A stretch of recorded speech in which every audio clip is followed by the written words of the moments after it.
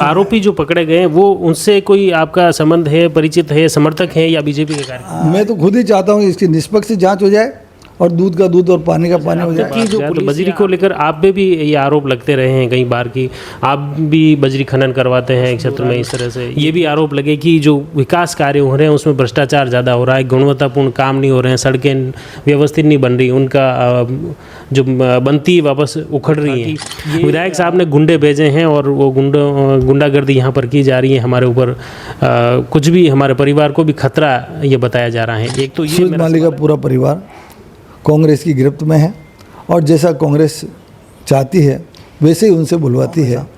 और ये जो आरोप लगा रहे हैं ये सिर्फ पानी के मुद्दे को लेकर के आरोप लगा रहे हैं। जब पानी आ जाएगा तो इनके सारे मुद्दे ख़त्म हो जाएंगे। लेकिन उस बच्चे के साथ जो घटना घटी है उसकी तो मैं निंदा ही करता हूँ, लेकिन मुख्य आरोपी जो भी है वो पकड़ में आएगा। इनमें भी मुख्य आरोपी है और दूध का दूध और पानी का पानी हो जाएगा। लेकिन कांग्रेस पार्टी ने और आरएलपी के कार्यकर्ताओं ने इस बात को मेरे साथ लिंक करने का प्रयास किया है जिसमें वो कभी सफल नहीं होंगे। वो न तो वार्ता कर देते इस मुद्दे को राजनीतिक तुल दे करके आगामी चुनाव जो आ रहे हैं पंचायत राज के और नगर पालिका के, उसके साथ जोड़ करके इस प्रकार का राजनीतिक षड्यंत्र मेरे साथ किया जा रहा है। मेवाड़ के कपासन में हाल ही 15 सितंबर को सूरज माली पर कतिपय बदमाशों द्वारा जो हमला होता है, इस हमले की घटना के बाद वह अभी अस्पताल में उपचाररत हैं। इस घटना के बाद जो मुख्य रूप से कपासन थाना पुलिस ने त्वरित कार्रवाई करते हुए 3 आरोपियों को गिरफ्तार भी कर लिया है और कानूनी कार्रवाई पुलिस द्वारा की जा रही है। खैर, इस पूरे विवाद में सबसे बड़ी बात है कि कपासन के विधायक अर्जुन लाल जी जिनगर पर यह आरोप लगा है कि उनके इशारे पर या उनके समर्थकों द्वारा ये हमला किया गया है। हालांकि जिनगर साहब ने पहले ही वीडियो जारी करके उसी दिन ये स्पष्ट कर दिया था कि उनका इससे कोई लेना देना नहीं है और इस पूरे प्रकरण में पुलिस कार्रवाई करे। उन्होंने एसपी साहब को भी निर्देश देने की बात कही थी, लेकिन अभी तक उसी पर विवाद बना हुआ है। तो हम आज कपासन पहुँचे हैं। कपासन के विधायक अर्जुन लाल जी जिनगर हमारे साथ में हैं, उनसे पूरा जानते हैं कि आखिर पूरा विवाद क्या है और उनके ऊपर जो ये आरोप लग रहे हैं, जो सवाल उठ रहे हैं, उस पर वे क्या कहेंगे। पहले तो जिनगर साहब, ये जो सूरज माली की जो घटना हुई, इसको लेकर आप क्या कहेंगे? 15 तारीख को शाम को कुछ बदमाशों ने सूरज माली के ऊपर हमला कर दिया, उसके पैरों की हड्डियाँ तोड़ दी। तो मैंने तुरंत प्रभाव से एसपी साहब को निर्देश दिए कि इस मामले की निष्पक्ष जांच करा करके सूरज माली को न्याय दिलाया जाए और जल्दी से जल्दी इन बदमाशों को पकड़ करके सलाखों के पीछे डाला जाए, ये हमने कहा था। और पुलिस ने 3 आरोपियों को पकड़ भी लिया है और एक आरोपी अभी फरार है। तो मैंने पहले भी ये कहा था कि भाई निष्पक्ष जाँच होनी चाहिए, बच्चे का इलाज होना चाहिए। और ये मेरे साथ जोड़ने का जो मामला है, तो कुछ 3-4 महीनों से सूरज माली ये मांग कर रहा था कि भाई पानी लाना चाहिए कपासन के अंदर। तो मैंने कहा वो अजीब बात है, भाई सब मांगते हैं, लाना ही है। और पिछले 15 साल से तालाब नहीं भरा है, हम सब चाहते हैं कि ये तालाब भरे। इसके लिए कांग्रेस सरकार ने कोई भी राशि मुझे उपलब्ध नहीं करी। पिछले 5 सालों में भी विधायक था। मेरे विधायक होने के बाद भी मैंने कई बार गुहार लगाई तो उन्होंने पैसा नहीं दिया। अब भारतीय जनता पार्टी की वापस सरकार बनी तो हमारे मुख्यमंत्री जी से मैंने आग्रह किया था और उस आग्रह के ऊपर 25 करोड़ रुपए डीके फीडर, जिसमें जासमा, दमना, भोपाल सागर, डिंडोली सब बांध भरेंगे, उसके लिए 25 करोड़ रुपए दिया। और डिंडोली तालाब के लिए उन्होंने 6.5 करोड़ रुपए अलग से अलग फीडर बनाने का दिया। तो इस प्रकार से पानी लाने के लिए सारे प्रयास हो रहे हैं और बनास नदी के अंदर अच्छी आवक हो रही है और डीके फीडर का काम भी चालू हो गया है। पिछले 4-5 महीनों पहले टेंडर हुआ था और ठेकेदार भी आ गया, काम भी कर रहा है, लेकिन बरसात आने की वजह से वो काम रुका हुआ है।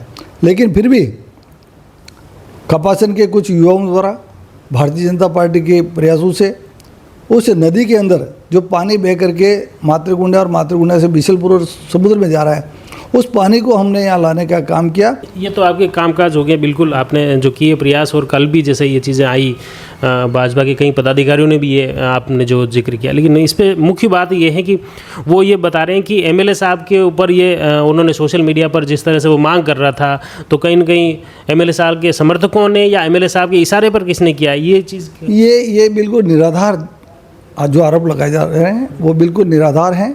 और मेरे को राजनीति में आए 32 साल हो गए। मैंने चुनाव के अंदर कई जगह जाता हूँ, कोई अच्छा भी कहते हैं, कोई बुरा भी कहते हैं, कोई गाली भी निकालते हैं, फिर भी मैंने कभी भी मेरे मुंह से किसी भी कार्यकर्ता को या किसी भी गांव में एक शब्द भी उनके ऊपर नहीं कहा, और मैंने उनकी बातें सुन ली और सुन करके मैं आगे बढ़ता हूँ हमेशा।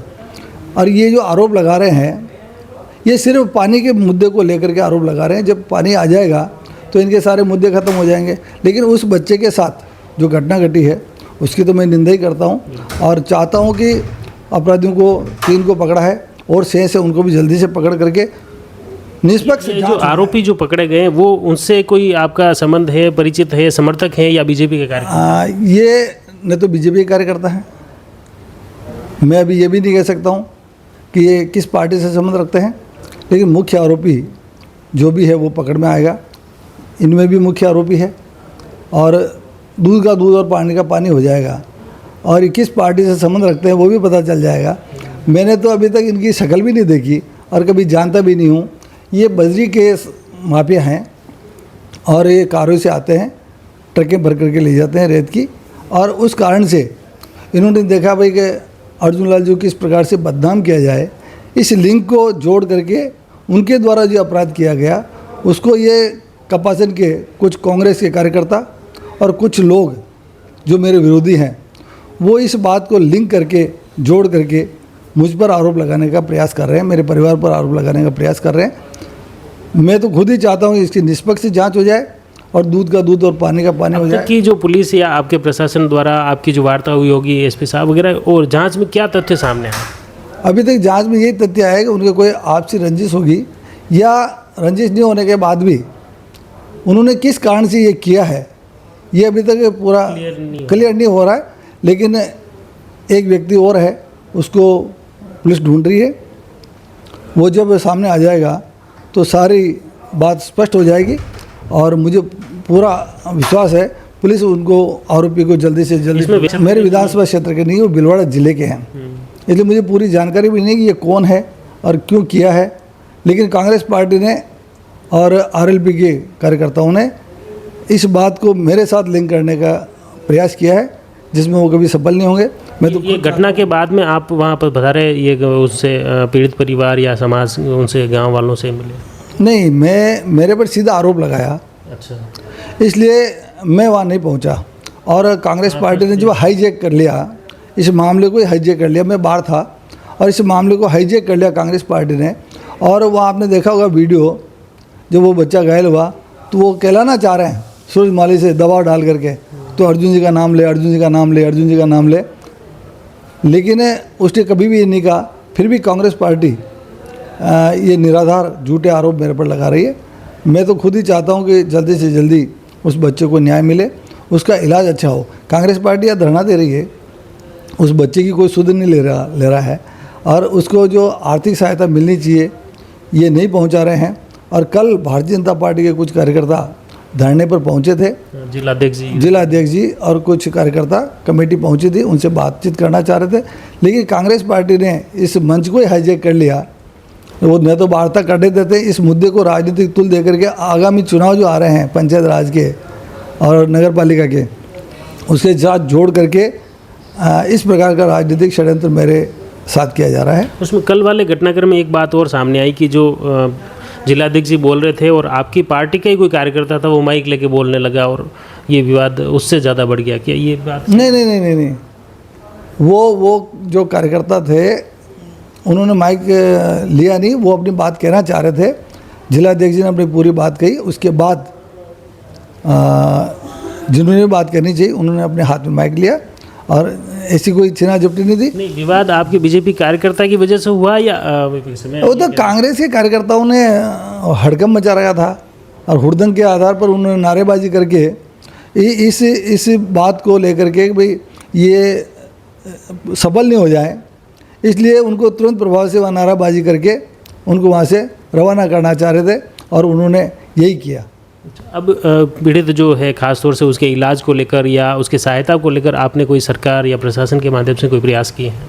मैंने मुख्यमंत्री जी से आग्रह किया है कि इस पीड़ित को जल्दी से जल्दी न्याय मिले और इसके इलाज के लिए पैसा मिलना चाहिए।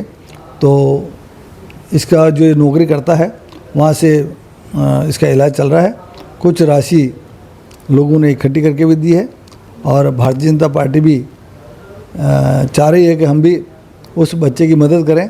और कल गए भी इसी कारण थे कि जिलाध्यक्ष जी भी कह रहे थे कि हम अर्थ जन सहयोग से भी जुटा के हाँ जन सहयोग जुटा करके, तो वो तो ये चाह रहे थे कि भारतीय जनता पार्टी इसमें इन्वॉल्व नहीं होनी चाहिए और सिर्फ हम इस हंगामे को ही खड़ा रखना चाहते हैं, ये है। एक बजरी का जैसे आपने बात किया, तो बजरी को लेकर आप पे भी ये आरोप लगते रहे हैं कई बार कि आप भी बजरी खनन करवाते हैं क्षेत्र में, इस तरह से ये चीज़।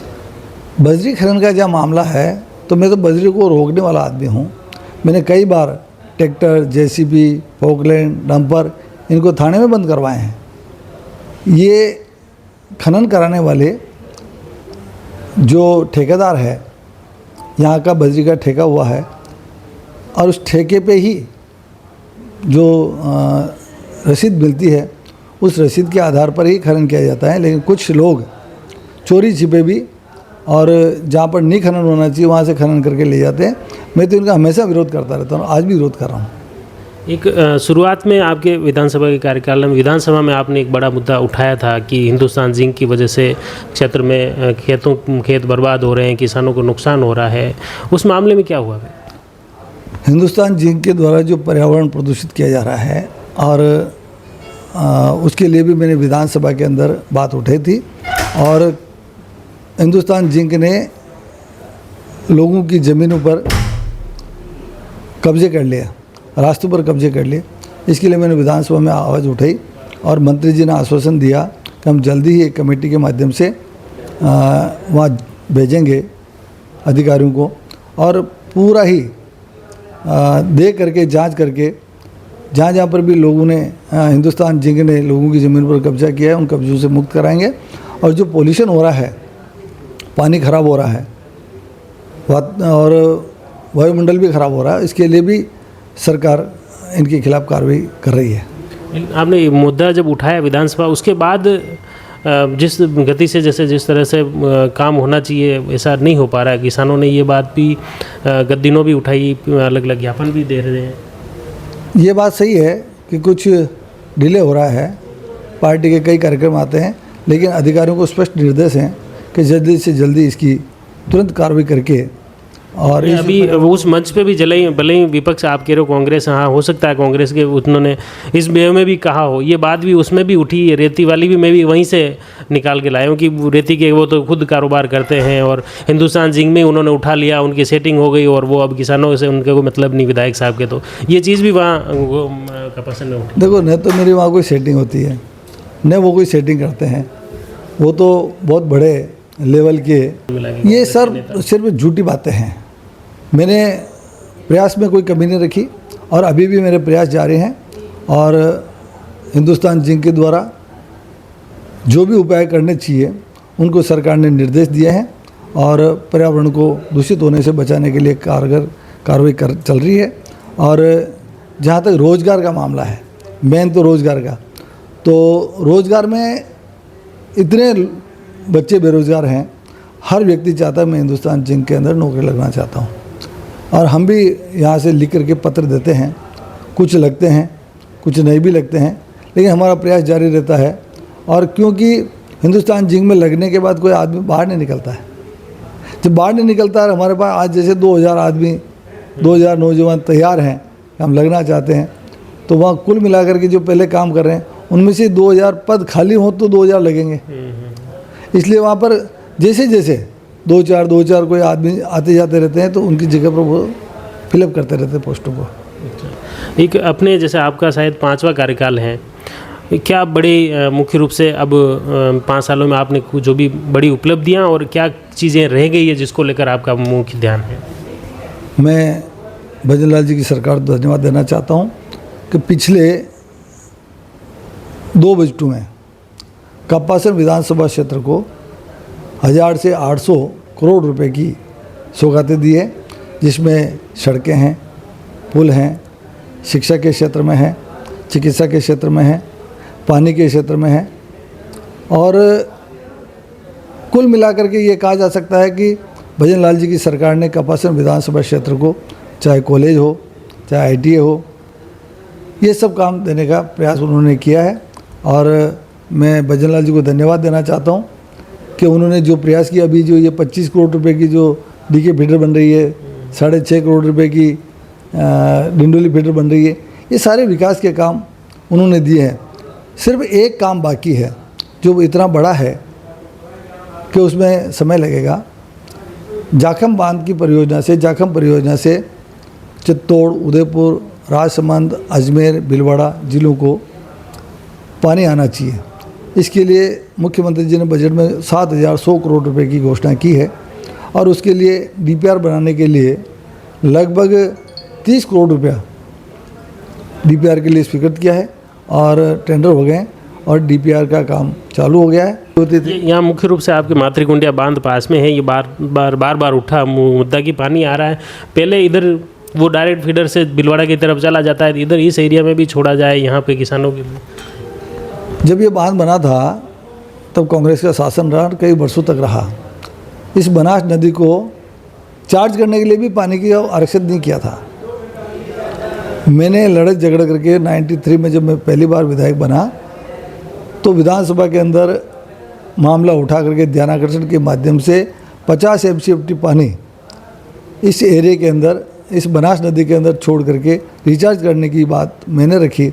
और उसके बाद हमारे छोटे मोटे तालाब, आर्नी का, पास में सोमी का, ऊंचिया का, करजा का, इन बांधों को भरने के बाद ही आगे पानी जाएगा फीडर के माध्यम से। तो वो हमारे बांध अभी भी भर रहे हैं और लगभग इस नहर जब बहती है तब हमारे किसान भाई भी साइपन के माध्यम से या पंप सेट लगा करके अपने चने की खेती और भी अन्य खेती करने का काम कर रहे हैं। इसलिए मुझे पूरा विश्वास है कि किसानों को इस जो फीडर जा रही है उससे फ़ायदा हो रहा है। लेकिन हम चाहते हैं कि इस फीडर से भी, इस बांध से कुछ पानी राजस्व क्षेत्र के लिए आरक्षित होकर के हमारे छोटे मोटे तालाब हैं, जैसे डिंडोली है, सरोपा है, सिंहपुर है, इधर राशमी है, सोमी है और इधर से जाडाना है, मरमी है, मुरली है और बावलास तक के और रूद तक के तालाबों को इस पानी को हम वहाँ तक ले जा सकें, इसके प्रयास भी हमारे जारी हैं। अभी एक पूर्व मुख्यमंत्री अशोक गहलोत साहब भी आए, क्योंकि माली समाज है और उनके समाज की भी बात उठी है और उस दौरान ये भी आरोप लगे कि जो विकास कार्य हो रहे हैं उसमें भ्रष्टाचार ज़्यादा हो रहा है, गुणवत्तापूर्ण काम नहीं हो रहे हैं, सड़कें व्यवस्थित नहीं बन रही, उनका जो बनती वापस उखड़ रही हैं। ये आरोप को लेकर आप क्या कहें? ये आरोप भी निराधार। मुख्यमंत्री जी ने कपासी विधानसभा क्षेत्र को पूरे 5 साल के कार्यकाल में 100 करोड़ रुपए की सौगात भी नहीं दी और मुख्यमंत्री जी ने, हमारे मुख्यमंत्री जी ने 2 कार्यकाल में 1000 करोड़ से ज़्यादा की स्वीकृतियाँ दी है। और हमने गहलोत साहब को कई बार कहा, काम नहीं करवाया और उनके समय में जो भ्रष्टाचार हुआ है सबको पता है। कहीं तो कलेक्ट्रेट के सेक्रेटरीट के पास में किलो सोना 2.5 करोड़ रुपये मिल रहा था और पेपर लीक हो रहे थे, माफिया पनप रहे थे। ये सारा काम कांग्रेस के कार्यकाल में होता है, भारतीय जनता पार्टी के कार्यकाल में नहीं होता है। सड़कें बराबर गुणवत्तापूर्ण बन रही है, हमारी पूरी देख रेख है, क्वालिटी कंट्रोल वाले काम कर रहे हैं। जयपुर से टीमें आती है और जो पैसा भारत सरकार से आता है वो भी उनकी टीमें आकर के चेक करती है। गहलोत साहब ने तो ये कहा था कि भी भजन लाल सरकार सिर्फ कार्यक्रम और शिविर आयोजन में जुटी हुई है, उससे कोई अफसर कर्मचारी वो भी परेशान हो रहे हैं और जनता के काम भी नहीं हो रहे हैं, सिर्फ कागजी कार्रवाई कर रहे हैं। ये सिर्फ विपक्ष का काम है, आरोप लगाए, और विपक्ष तो हमेशा आरोप लगाती है। जबकि हमने स्पष्ट कहा है कि जो शिविर लगेंगे, जनता आएगी, सरकार खुद चला करके गांव चलो अभियान प्रारंभ करके, वार्ड चलो अभियान प्रारंभ करके, खुद के वार्ड में जा कर के खुद की ग्राम पंचायत में जा कर के सरकार वहाँ पर बैठ करके सारे अधिकारी छोटे मोटे जितने भी काम हैं वो सारे काम करने का प्रयास कर रहे हैं। इसमें शिविर लगाना ज़रूरी है, लोगों को आने जाने में परेशानी होती है। एक साथ सारे अधिकारी मिल जाएं तो काम आसान होता है, लेकिन गहलोत साहब के शासन में ऐसा नहीं हुआ, इसलिए वो चाह रहे हैं भाई इस प्रकार से वो कर रहे हैं तो इनकी नींव मजबूत हो रही है। और आपको पता है भारतीय जनता पार्टी की देश के यशस्वी प्रधानमंत्री नरेंद्र जी मोदी ने जिस प्रकार से अभी जीएसटी में अभी अमेरिका ने जो टैक्स लगाया, उस टैक्स के विरोध में स्वदेशी अपनाओ का नारा दे करके हर व्यक्ति कोई भी काम करे या कोई भी व्यक्ति कोई भी चीज़ खरीदे उसमें भारत माता की मिट्टी की महक और हमारे मजदूरों का श्रम पसीना दिखना चाहिए। जब मोदी जी ने इतना बड़ा आंदोलन प्रयास किया तो ट्रंप भी 2 कदम पीछे हट करके भारत से वापस दोस्ती करने का काम कर रहा है। और अभी जीएसटी के अंदर जो वन नेशन वन टैक्स, पहले कांग्रेस के शासन में ऐसे टैक्स थे, टैक्स पर टैक्स, तो फिर मोदी जी ने आकर के प्रयास किया 5%, 12%, 18% और 28%। जब उनको लगा यार इसमें परेशानी आ रही है तो उस परेशानी से निजात पाने के लिए कुछ को तो बिल्कुल निःशुल्क कर दिया और 5% और सिर्फ 18% की टैरिफ रखी है। ये 2 तरह के टैक्स होंगे, बाकी सारे टैक्स माफ़ हो गए। आज आपको देखा होगा कि 1-1 लाख रुपए गाड़ियों पे कम हो गए, कोई भी गाड़ी खरीदना चाहता तो 1-1 लाख रुपए कम हो गया।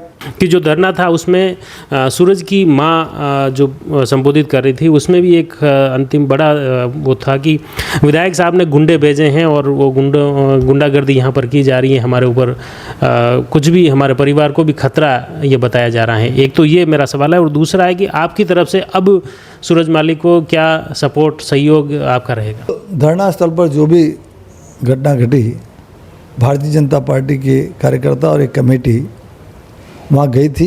सूरज माली का पूरा परिवार कांग्रेस की गिरफ्त में है और जैसा कांग्रेस चाहती है वैसे ही उनसे बुलवाती है। और कांग्रेस नहीं चाहती कि इस राजनीतिक मुद्दे को हम ख़त्म कर दें और उस परिवार को पूरा बेला पुछला करके अपने पक्ष में कर रखा है। और ये मेरे पर जो आरोप लगा रहे हैं ये सिर्फ कांग्रेस पार्टी जैसा उनसे कहलाना चाहती है वो बातें वो कर रहे हैं, जबकि ये सारे आरोप निराधार हैं। और मैं चाहता हूँ उस बच्चे को न्याय मिले, उस परिवार को न्याय मिले। बहुत बहुत धन्यवाद जिनकर साहब। मुख्य रूप से आपने देखा कि न सिर्फ सूरज मालिक के मुद्दे पर बात हुई बल्कि जो भी आरोप विधायक साहब के ऊपर जो लग रहे थे, विपक्ष हो या अन्य लोग हो या आक्रोशित परिवार हो, परिजन हो, उनके द्वारा जो हर एक सवाल जो उठाए जा रहे थे उसका विधायक जिनकर ने बेबाकी से जवाब दिया है और उन्होंने आश्वस्त किया है कि अब भी वे इस पूरे पीड़ित परिवार के साथ हैं और रहेंगे। इसके पूरे प्रकरण की निष्पक्ष जांच के लिए वो भी डटे हुए हैं। उन्होंने लगातार वो अधिकारियों से वार्ता कर रहे हैं कि निष्पक्ष जांच होगी तो न सिर्फ सूरज माली को न्याय मिलेगा बल्कि इनके ऊपर जो आरोप लग रहे हैं वह भी दूध का दूध और पानी का पानी हो जाएगा। जुड़े रहिए जयवर्धन न्यूज़ के साथ। धन्यवाद।